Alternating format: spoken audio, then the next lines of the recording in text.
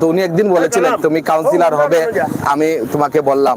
ওনার সাথে আমি যে সময় নির্বাচন করি উনি আমার সব সময় ছেলের মতো আদর করেছেন, এবং আমি সব সময় ওনার দোয়া নিয়ে বাসায় গিয়ে নির্বাচনের যে সময় নমিনেশন জমা দিই ওনার বাসায় গিয়ে আমি সালাম করে পাস করার পরে ওনার বাসায় আমি গিয়েছি। উনি আছেন, উনি আমার বাবার সাথে একসাথে ছিলেন, আমার চাচাদের সাথে একসাথে ছিলেন, এখনই আছেন আমার ফ্যামিলি মেম্বার। ওনার ভাতিজা আমার সাথে আসছে দুই একজন।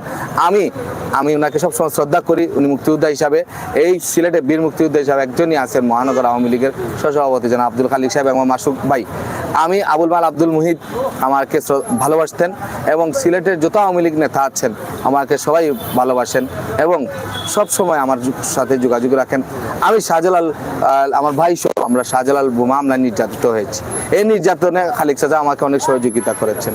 আমার কিছু বলার নাই, আজকে আমার খালিক চাচা আমার পাশে আছেন, থাকবেন নির্বাচনে। আমি এই আশা ব্যক্ত করি। আমার সালাম ভাই আওয়ামী লীগের নেতা, উনিও আমার সাথে থাকবেন। আমি ওনার এক সম্পর্কে আমি শালা হই, আবার আমার বড় ভাইও। আর আমার মহানগর আওয়ামী লীগ আমার 3 নম্বর ওয়ার্ডের সাধারণ সম্পাদক আমার সাথে আছেন, আব্বা সহসভাপতি আছেন, বিএনপির নেত্রী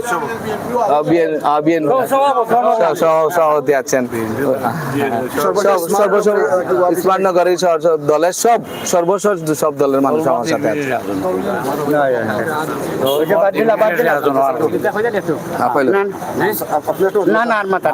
আমি তো খবর লাগি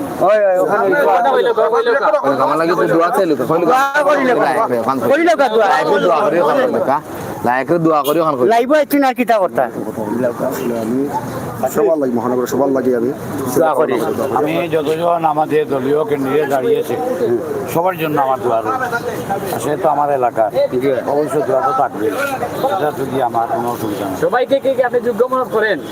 সবাই যোগ্য, যারাই দাঁড়িয়েছে সবাই যোগ্য। আরও তো দাঁড়িয়েছে আমাদের ওয়ার্ডে, অসুবিধা নাই।